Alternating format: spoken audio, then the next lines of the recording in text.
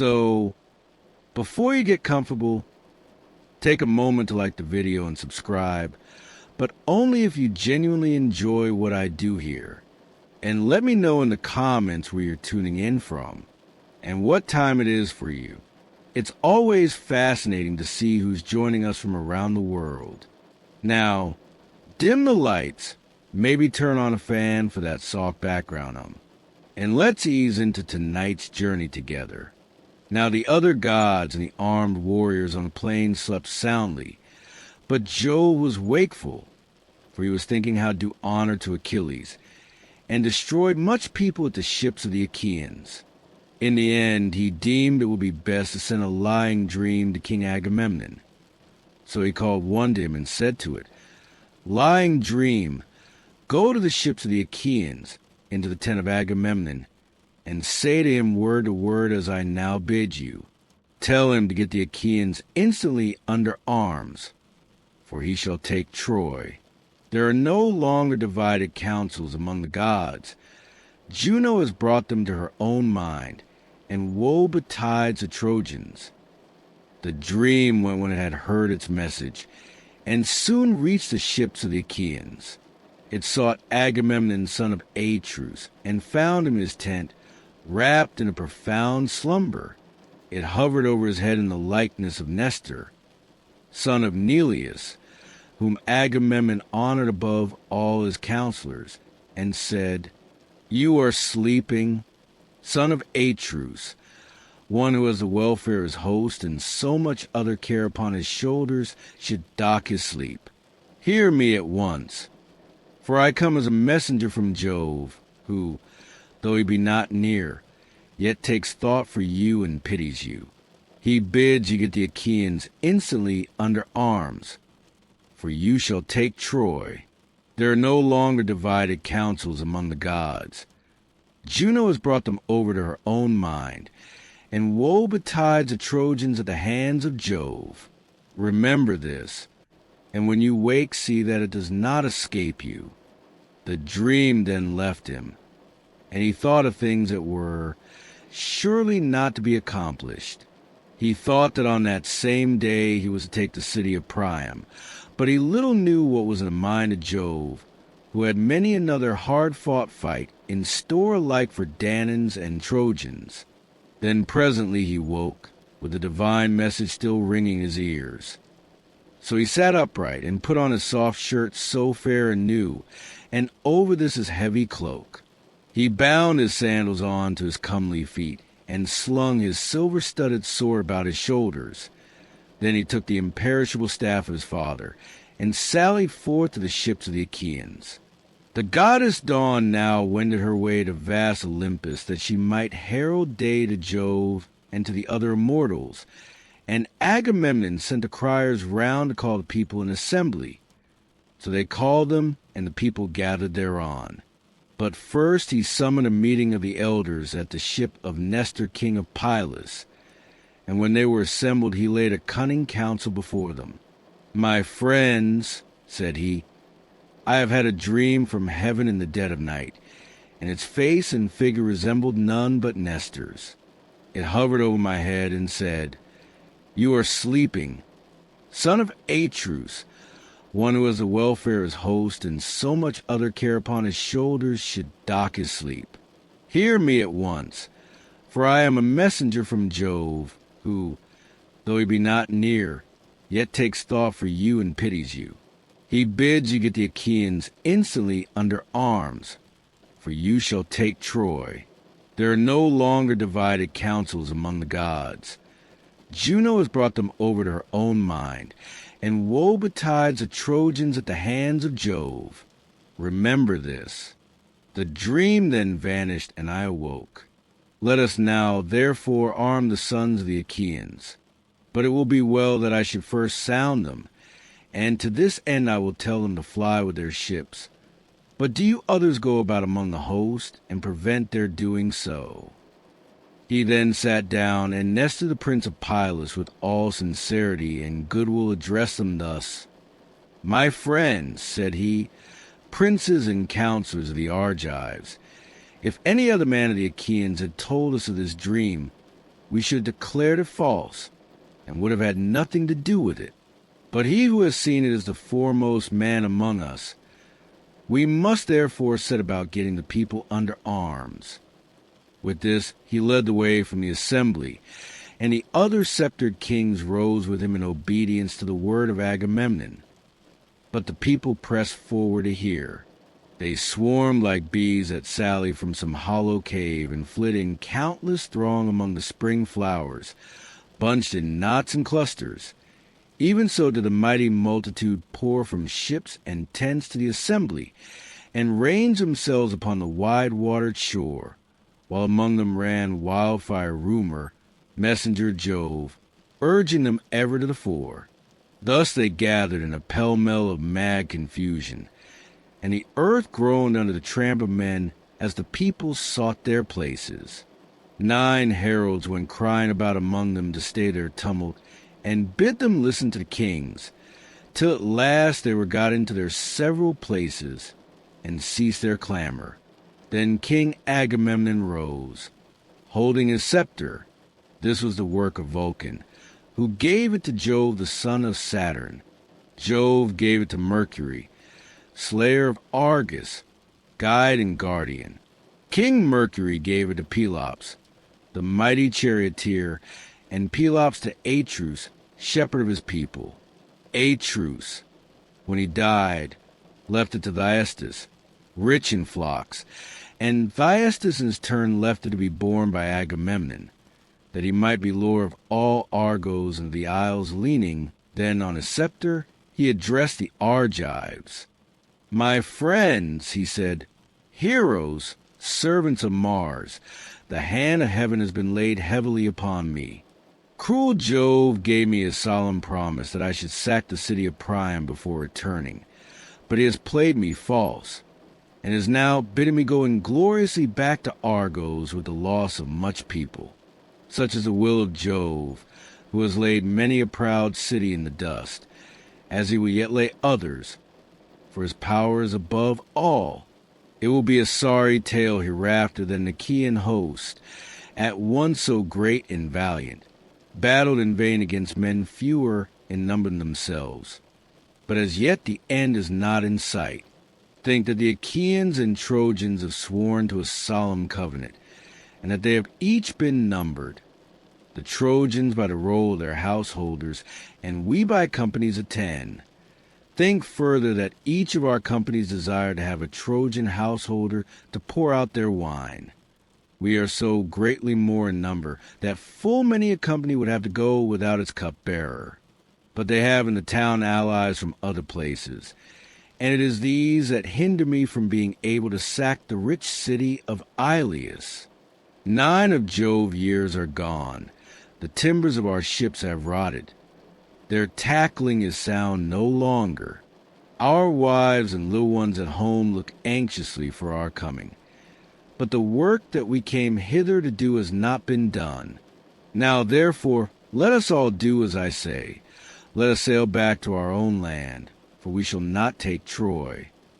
With these words he moved the hearts of the multitude, so many of them as knew not the cunning counsel of Agamemnon. They surged to and fro like the waves of the Achaian sea, when the east and south winds break from heaven's clouds to lash them, or as when the west wind sweeps over a field of corn and the ears bow beneath the blast. Even so were they swayed as they flew with loud cries towards the ships, and the dust from under their feet rose heavenward. They cheered each other on to draw the ships into the sea. They cleared the channels in front of them. They began taking away the stays from underneath them, and the welkin rang with their glad cries. So eager were they to return. Then surely the Argives would have returned after a fashion that was not fated. But Juno said to Minerva, "Alas, daughter of aegis-bearing Jove, unweariable, shall the Argives fly home to their own land over the broad sea, and leave Priam and the Trojans the glory of still keeping Helen, for whose sake so many of the Achaeans have died at Troy, far from their homes? Go about at once among the host, and speak fairly to them man by man. that they draw not their ships into the sea. Minerva was not slack to do her bidding. Down she darted from the topmost summits of Olympus, and in a moment she was at the ships of the Achaeans. There she found Ulysses, peer of Jove in council, standing alone. He had not as yet laid a hand upon his ship, for he was grieved and sorry. So she went close up to him and said, "Ulysses, noble son of Laertes, are you going to fling yourselves into your ships and be off home to your own land in this way? Will you leave Priam and the Trojans a glorious still, keeping Helen, for whose sake so many of the Achaeans have died at Troy, far from their homes? Go about at once among the host, and speak fairly to them man by man, that they draw not their ships into the sea." Ulysses knew the voice as that of the goddess. He flung his cloak from him and set off to run. His servant Eurybates, a man of Ithaca, who waited on him, took charge of the cloak, whereon Ulysses went straight up to Agamemnon and received from him his ancestral, imperishable staff. With this he went about among the ships of the Achaeans. Whenever he met a king or chieftain, he stood by him and spoke him fairly. "Sir," said he, "this flight is cowardly and unworthy. Stand to your post, and bid your people also keep their places. You do not yet know the full mind of Agamemnon. He was sounding us, and ere long will visit the Achaeans with his displeasure. We were not all of us at the council to hear what he then said. See to it lest he be angry and do us a mischief. For the pride of kings is great, and the hand of Jove is with them." But when he came across any common man who was making a noise, he struck it with his staff and rebuked him, saying, "Sirrah, hold your peace, and listen to better men than yourself. You are a coward and no soldier. You are nobody either in fight or council. We cannot all be kings. It is not well that there should be many masters. One man must be supreme. One king to whom the son of scheming Saturn has given the scepter of sovereignty over you all." Thus masterfully did he go about among the host. And the people hurried back to the council from their tents and ships with sound as the thunder of surf when it comes crashing down upon the shore, and all the sea is in an uproar. The rest now took their seats and kept to their own several places. But Thersites still went on wagging his unbridled tongue, a man of many words, and those unseemly, a monger of sedition, a railer against all who were in authority, who cared not what he said, so that he might set the Achaeans in a laugh. He was the ugliest man of all those that came before Troy bandy-legged, lame of one foot, with his two shoulders rounded and hunched over his chest. His head ran up to a point, but there was little hair on the top of it. Achilles and Ulysses hated him worst of all, for it was with them that he was most wont to wrangle. Now, however, with a shrill, squeaky voice, he began heaping his abuse on Agamemnon. The Achaeans were angry and disgusted, yet none the less he kept on brawling and bawling at the son of Atreus. "Agamemnon," he cried, "what ails you now, and what more do you want? Your tents are filled with bronze and with fair women, for whenever we take a town we give you the pick of them. Would you have yet more gold, which some Trojan is to give you as a ransom for his son, when I or another Achaean has taken him prisoner? Or is it some young girl to hide and lie with? It is not well that you, the ruler of the Achaeans, should bring them into such misery. Weakling cowards, women rather than men. Let us sail home, and leave this fellow here at Troy to stew in his own meeds of honor, and discover whether we were of any service to him or no. Achilles is a much better man than he is, and see how he has treated him, robbing him of his prize, and keeping it himself. Achilles takes it meekly and shows no fight.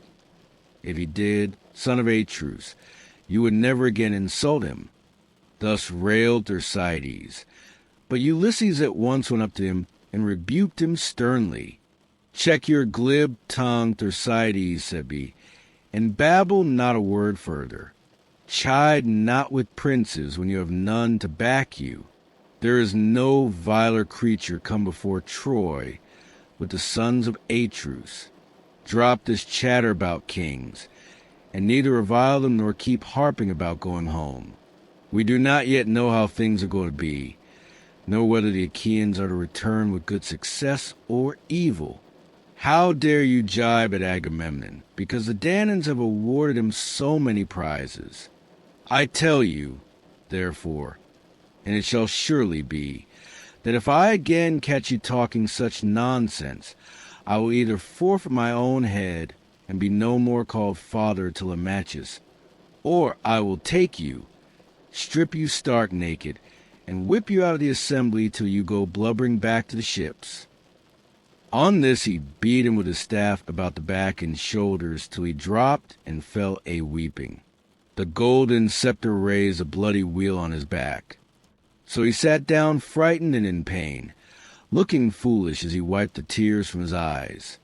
The people were sorry for him, yet they laughed heartily, and one would turn to his neighbor saying, Ulysses has done many a good thing ere now in fight and counsel, but he never did the Argives a better turn than when he stopped this fellow's mouth from prating further. He will give the kings no more of his insolence. Thus said the people. Then Ulysses rose, scepter in hand, and Minerva in the likeness of a herald bade the people be still, that those who were far off might hear him and consider his counsel. He therefore with all sincerity and goodwill addressed them thus. King Agamemnon, the Achaeans are for making you a byword among all mankind. They forget the promise they made you when they set out from Argos, that you should not return till you had sacked the town of Troy. And, like children or widowed women, they murmur and would set off homeward. True it is that they have had toil enough to be disheartened. A man chase of having to stay away from his wife even for a single month, when he is on shipboard at the mercy of wind and sea. But it is now 9 long years that we have been kept here. I cannot therefore blame the Achaeans if they turn restive. Still we shall be shamed if we go home empty after so long a stay. Therefore, my friends, be patient yet a little longer, that we may learn whether the prophesyings of Calchas were false or true. All who have not since perished must remember, as though it were yesterday or the day before, how the ships of the Achaeans were detained in Aulis, when we were on our way hither to make war on Priam and the Trojans. We were ranged round about a fountain, offering hecatombs to the gods upon their holy altars, and there was a fine plane tree from beneath which there welled a stream of pure water. Then we saw a prodigy, for Jove sent a fearful serpent out of the ground, with blood-red stains upon its back, and it darted from under the altar onto the plane tree. Now there was a brood of young sparrows, quite small, upon the topmost bough, peeping out from under the leaves, 8 in all, and their mother that hatched them made 9. The serpent ate the poor cheeping things, while the old bird flew about lamenting her little ones. But the serpent threw his coils about her and caught her by the wing as she was screaming. Then, when he had eaten both the sparrow and her young, the god who had sent him made him become a sign. For the son of scheming Saturn turned him into stone, and we stood there wondering at that which had come to pass.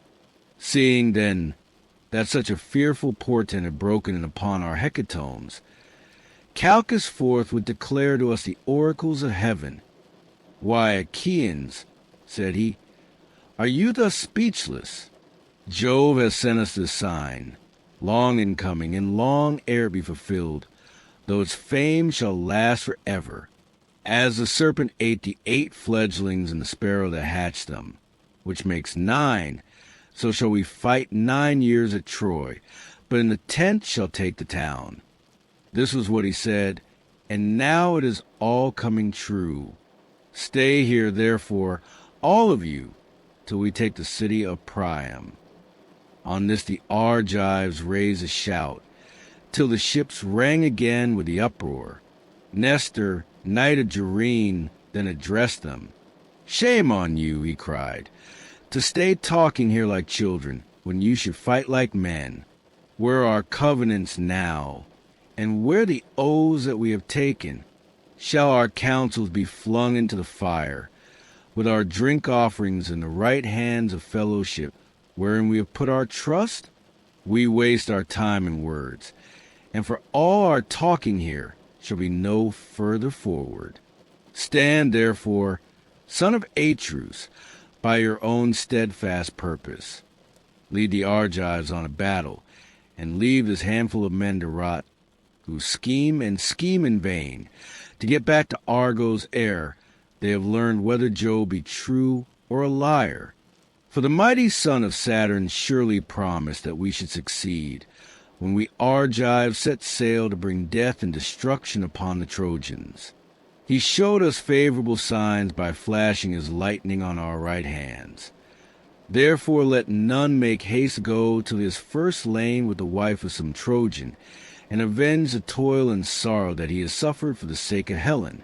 Nevertheless, if any man is in such haste to be at home again, let him lay his hand to his ship, that he may meet his doom in the sight of all.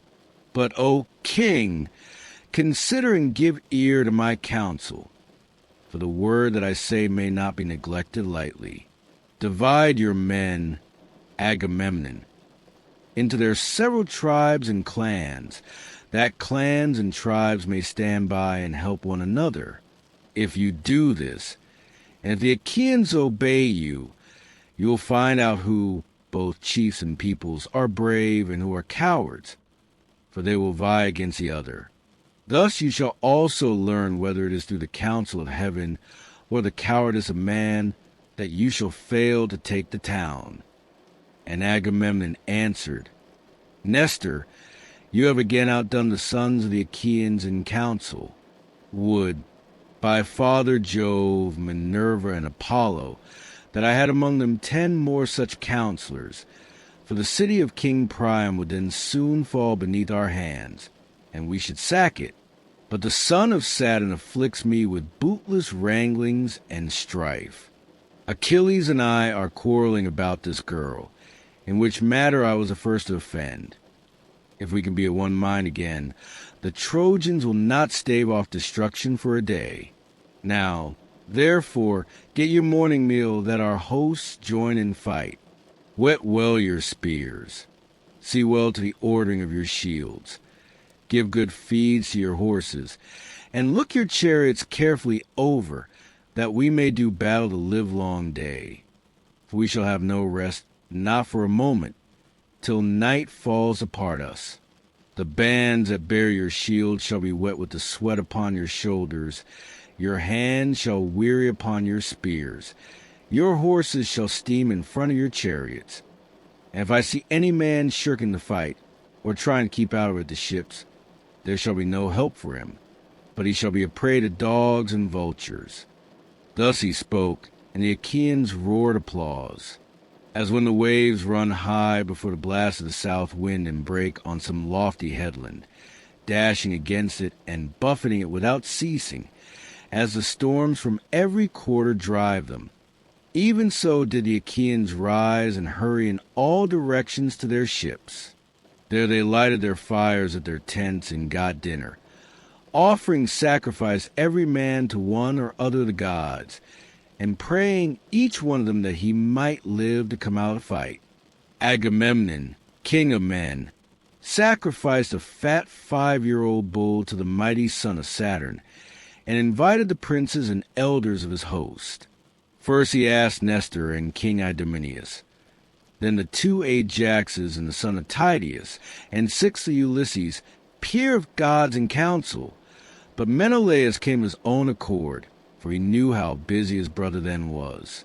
They stood round the bull with the barley meal in their hands, and Agamemnon prayed, saying, Jove, most glorious, supreme, that dwellest in heaven, and ridest upon the storm cloud, grant that the sun may not go down, nor the night fall, till the palace of Priam is laid low, and its gates are consumed with fire.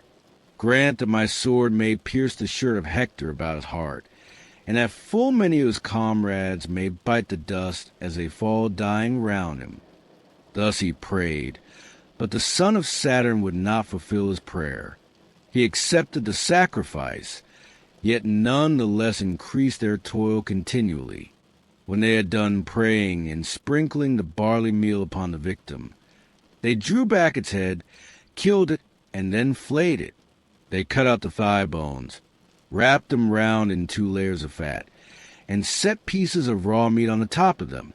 These they burned upon the split logs of firewood, but they spitted the inward meats and held them in the flames to cook. When the thigh bones were burned and they had tasted the inward meats, they cut the rest up small, put the pieces upon spits, roasted them till they were done, and drew them off.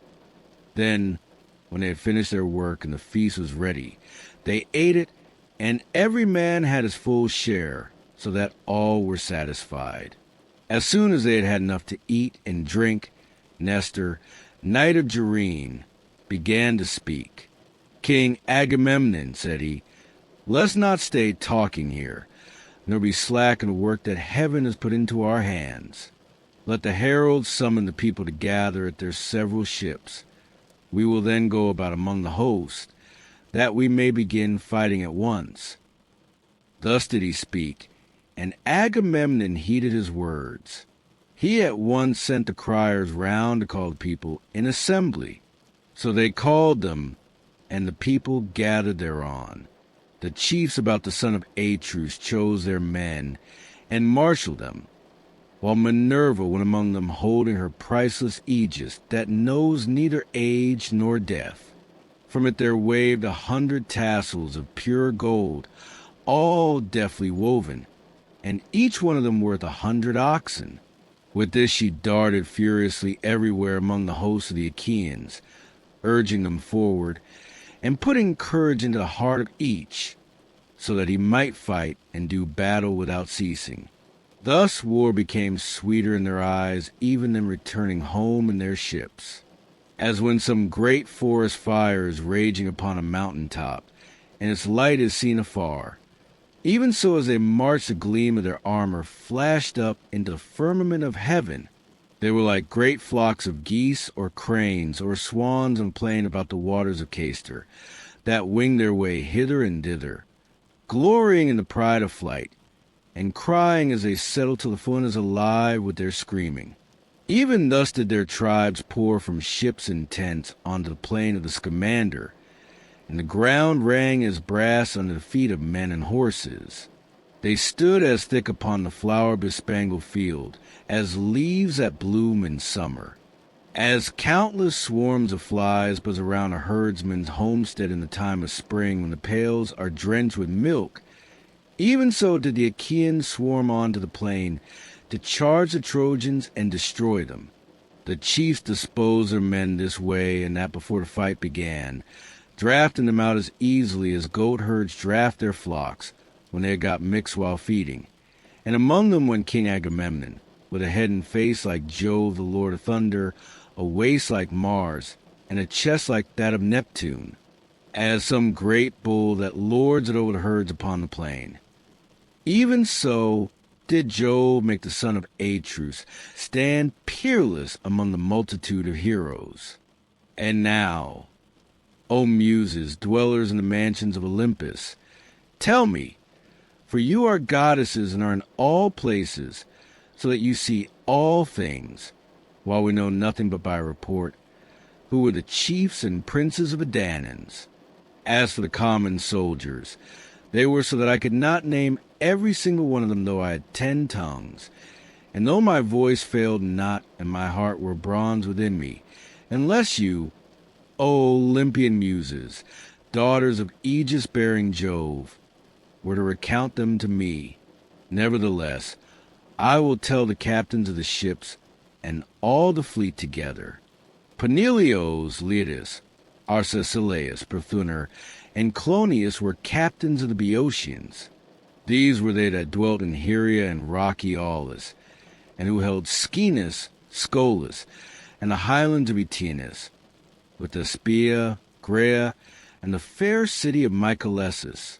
They also held Harma, Elysium, and Erythri, and they had Elion, Hyle, and Petion, Ocalia, and the strong fortress of Medion, Copi, Eutresis, and Thisbe the haunt of doves, Coronia, and the pastures of Heliardus, Plataea and Glycis, the fortress of Thebes Aless, Holion Chestus with its famous grove of Neptune, Arn rich in vineyards, Medea, sacred Nisa, and Anthedon upon the sea. From these there came 50 ships, and in each there were 120 young men of the Boeotians, Ascalaphus and Ialmenus, sons of Mars, led the people that dwelt in Aspledon and Orchomenus, the realm of Mineus. Astyache, a noble maiden, bore them in the house of Actor son of Asius, for she had gone with Mars secretly into an upper chamber, and he had lain with her.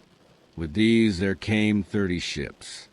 The Phocians were led by Schedius and Epistrophus, sons of mighty Iphitus the son of Naubolus. These were they that held Cyparissus, rocky Pytho, holy Crisa, Daulis, and Panopeus.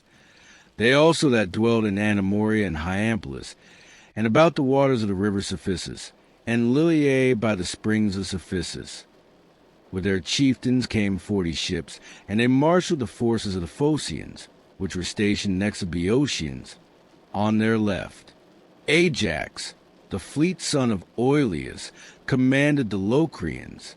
He was not so great, nor nearly so great, as Ajax the son of Telamon. He was a little man, and his breastplate was made of linen, but in use of the spear he excelled all the Hellenes and the Achaeans. These dwelt in Sinus, Opus, Calliaris, Bessa, Scarphi, fair Auge, Tarphi, and thrown him about the river Boagrius. With him there came 40 ships of the Locrians who dwell beyond Euboea.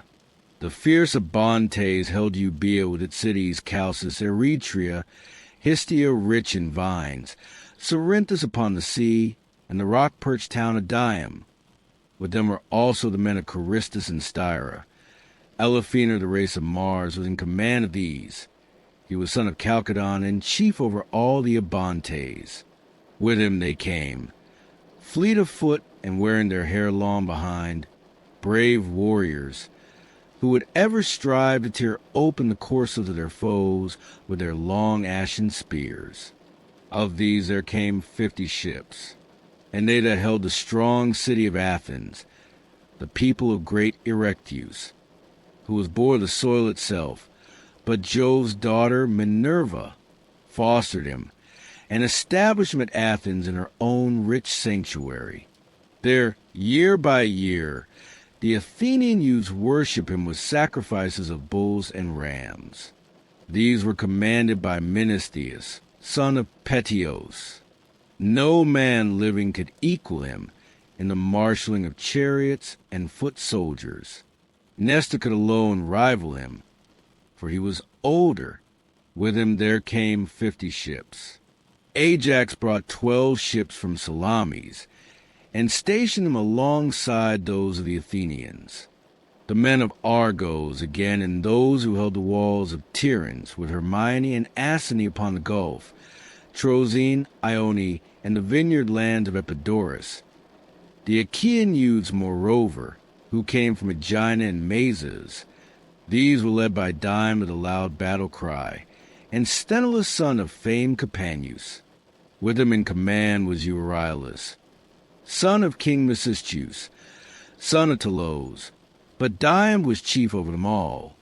With these there came 80 ships. Those who held the strong city of Mycenae, rich Corinth and Cleone, Ornii, Erythria, and Lycion, where Adrastus reigned of old, Hyperesia, High Gunnoessa, and Polyne, Aegium, and all the coastland round about Hellas. These sent 100 ships under the command of King Agamemnon, son of Atreus. His force was far both finest and most numerous, and in their midst was the king himself, all glorious in his armor of gleaming bronze. Foremost among the heroes, for he was the greatest king, and had most men under him, and those that dwelt in Lacedaemon, lying low among the hills, fairest Sparta, with Mestahana doves, bright Augi Amyclae, and Hellos upon the sea, Las moreover, and Aeolus. These were led by Menelaus of the loud battle cry, brother to Agamemnon, and of them there were 60 ships, drawn up apart from the others. Among them went Menelaus himself, strong in zeal, urging his men to fight, for he longed to avenge the toil and sorrow that he had suffered for the sake of Helen. The men of Pylus and Arene and Thryum were as afore the river Alpheus. Strong Ipy, Cyparissus, and Amphigenia, Telium, Hellos, and Dorium, where the Muses met Damiris, and stilled his minstrelsy forever. He was returning from Oechalia, where Eurytus lived and reigned, and boasted that he would surpass even the Muses, daughters of Aegis-bearing Jove, if they should sing against him, whereon they were angry and maimed him. They robbed him of his divine power of song, and thenceforth he could strike the lyre no more. These were commanded by Nestor, knight of Gerene, and with him there came 90 ships. And those that held Arcadia, under the high mountain of Cyllene, near the tomb of Epictetus, where the people fight hand to hand.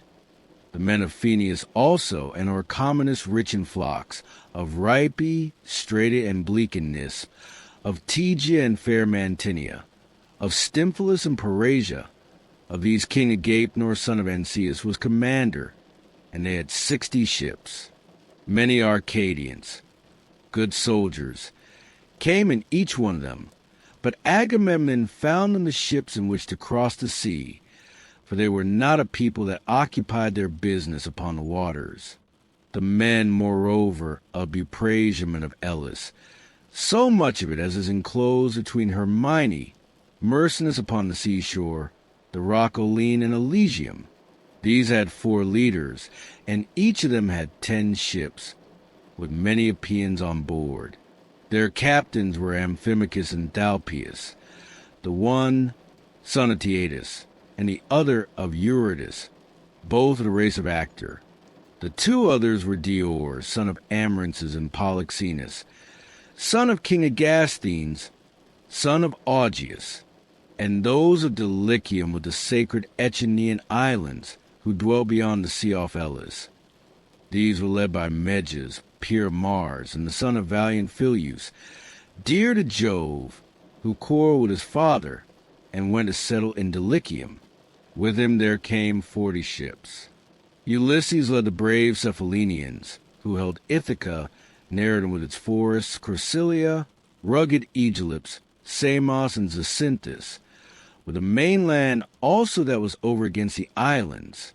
These were led by Ulysses, peer of Jove in council, and with him there came 12 ships. Thoas, son of Andremon, commanded the Aetolians, who dwelt in Pleuron, Alanus, Pylene, Chalcis by the sea, and rocky Calydon. For the great King Inus had now no sons living, and was himself dead, as was also golden-haired Meleager, who had been set over the Aetolians to be their king. And with Thoas there came 40 ships. The famous spearsman Imeneus led the Cretans who held Knossos and the well-walled city of Gordes, Lyctus also, Miletus, and Lycastus that lies upon the chalk, the populous towns of Festus and Rhydium, with the other peoples that dwelt in the 100 cities of Crete. All these were led by Idomeneus, and by Marians, peer of murderous Mars. And with these there came 80 ships. Lipolymus, son of Hercules, a man both brave and large of stature, brought 9 ships of lordly warriors from Rhodes. These dwelt in Rhodes, which is divided among the 3 cities of Lindus, Iolcus, and Camyrus, that lies upon the chalk. These were commanded by Lipolymus, son of Hercules by Astyochia, whom he had carried off from Ephyra on the river Seleucus, after sacking many cities of valiant warriors. When Lipolemus grew up, he killed his father's uncle Lysimnius, who had been a famous warrior in his time, but was then grown old. On this he built himself a fleet, gathered a great following, and fled beyond the sea, for he was menaced by the other sons and grandsons of Hercules. After a voyage, during which he suffered great hardship, he came to Rhodes, where the people divided into 3 communities, according to their tribes, and were dearly loved by Jove, the Lord of gods and men. Wherefore the son of Saturn showered down great riches upon them. And Nereus brought 3 ships from Syme. Nereus, who was the handsomest man that came up under Iliad of all the Danaans after the son of Peleus, but he was a man of no substance, and had but a small following, and those that held Nysyrus, Crapathus, and Casus with Cos, the city of Eurypylus, and the Calydnian islands. These were commanded by Pheidipus and Anaphis, 2 sons of King Thessalus the son of Hercules. And with them there came 30 ships. And those that held Phylace and the flowery meadows of Parasus, sanctuary of Ceres, Iton, the mother of sheep, Antrim upon the sea, and Telium that lies upon the grasslands. Of these brave Protesilaus had been captain while he was yet alive, but he was now lying under the earth. He had left a wife behind him in Phylace to tear her cheeks in sorrow, and his house was only half finished, for he was slain by a Dardanian warrior while leaping foremost of the Achaeans upon the soil of Troy. Still, though his people mourned their chieftain, they were not without a leader, for Podarces, of the race of Mars, marshaled them. He was son of Iphiclus, rich in sheep, who was the son of Phylacus, and he was own brother to Protesilaus, only younger, Protesilaus being at once the elder and the more valiant. So the people were not without a leader, though they mourned him whom they had lost. With him there came 40 ships, and those that held ferry by the Boeotian lake, with Bebe, Glaphyra, and the populous city of Iolcus. These with their 11 ships were led by Eumelus, son of Admetus, whom Alcestis bore to him, loveliest of the daughters of Peleus. And those that held Methone and Thaumacia, with Melibea and rugged Olizon. These were led by the skillful archer Philoctetes, and they had 7 ships, each with 50 oarsmen, all of them good archers. But Philoctetes was lying in great pain in the island of Lemnos, where the sons of the Achaeans left him, for he had been bitten by a poisonous water snake. There he lay sick and sorry, and full soon did the Argives come to miss him. But his people, though they felt his loss, were not leaderless. For Medon, the bastard son of Oileus by Rhene, set them in array, those again of Tricca and the stony region of Ithome, and they that held Oechalia, the city of Ecoli and Eurytus.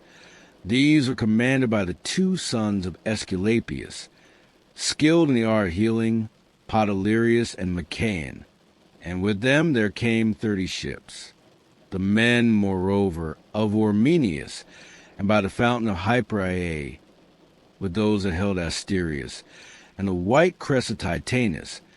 These were led by Eurypylus, the son of Euaemon, and with them there came 40 ships. Those that held Argisa and Jertone, Orth, alone in the white city of Eleusin.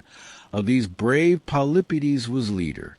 He was son of Pirithous, who was son of Jove himself. For Hippodamia bore him to Pirithous on the day when he took his revenge on the shaggy mountain savages and drove them from empty Pelion to the Aethaces. But Polypides was not sole in command, for with him was Leontius, of the race of Mars, who was son of Coronus, the son of Zeus. And with these there came 40 ships. Guneus brought 22 ships from Cyphus, and he was followed by the Aeneans and the valiant Peribe, who dwelt about wintry Dodona, and held the lands round the lovely river Titarius, which sendeth waters into the Peneus. They do not mingle with the silver eddies of the Peneus, but flow on the top of them like oil. For the Titarius is a branch of dread Orcus and of the river Styx. Of the magnates, Proteus son of Tenthredon was commander. They were they that dwelt about the river Peneus and empty Pelion. Proteus, fleet of foot, was their leader, and with him there came 40 ships. Such were the chiefs and princes of the Danaans. Who, then, O Muse, was the foremost, whether man or horse, among those that followed after the sons of Atreus? Of the horses, those of the son of Pheres were by far the finest. They were driven by Eumelus, and were as fleet as birds. They were the same age and color, and perfectly matched in height. Apollo of the silver bow had bred them in Perea, both of them Mars, and terrible as Mars in battle. Of the men, Ajax, son of Telamon, was much the foremost so long as Achilles' anger lasted. For Achilles excelled him greatly, and had also better horses. But Achilles was now holding aloof at his ships by reason of his quarrel with Agamemnon, and his people passed their time upon the seashore, throwing discs or aiming with spears at a mark, and in archery. Their horses stood each by his own chariot, champing lotus and wild celery. The chariots were housed under cover, but their owners, for lack of leadership, wandered hither and thither about the host, and went not forth to fight. Thus marched the host like a consuming fire, and the earth groaned beneath them when the Lord of Thunder is angry, and lashes the land about Typhoeus among the Armies, where they say Typhoeus lies. Even so did the earth groan beneath them as they sped over the plain. And now Iris, fleet as the wind, was sent by Jove to tell the bad news among the Trojans.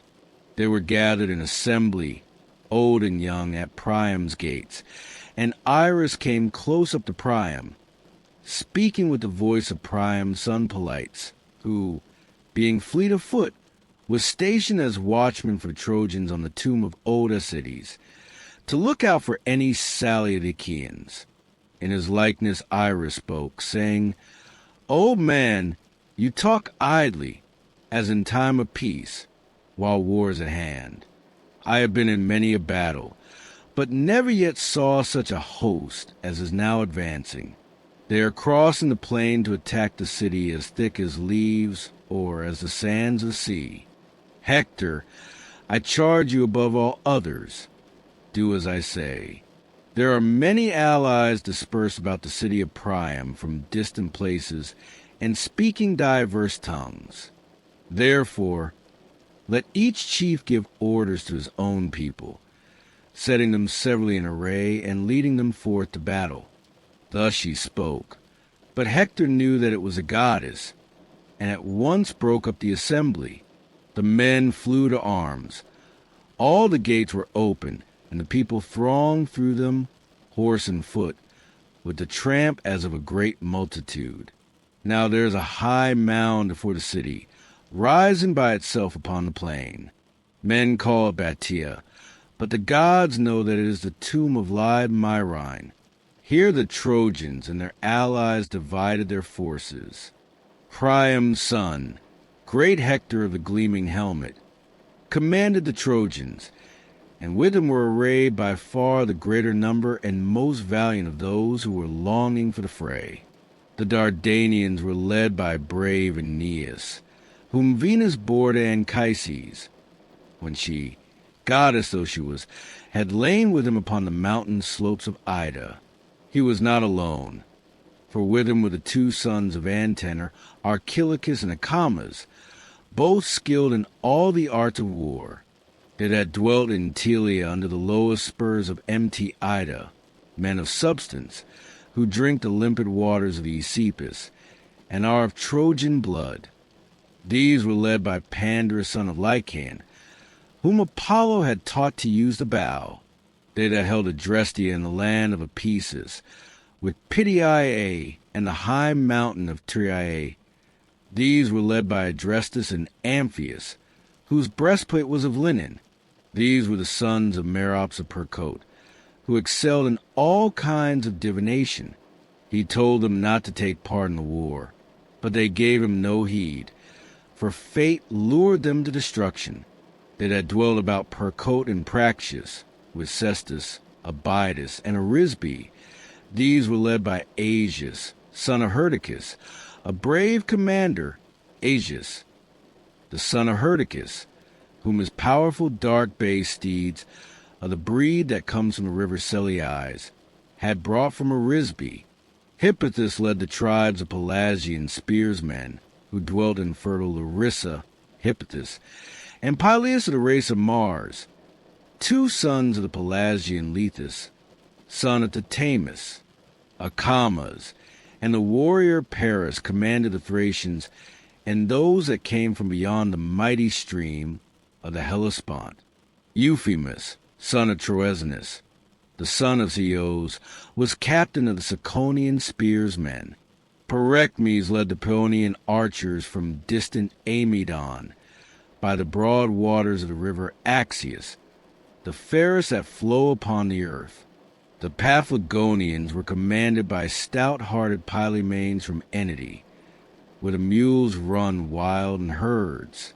These were they that held Cyderus in the country round Sesamus, with the cities by the river Parthenius, Cromna, Aegialis, and lofty Erythene. Odius and Epistrophus were captains over the Halizoni from distant Alybe, where there are mines of silver.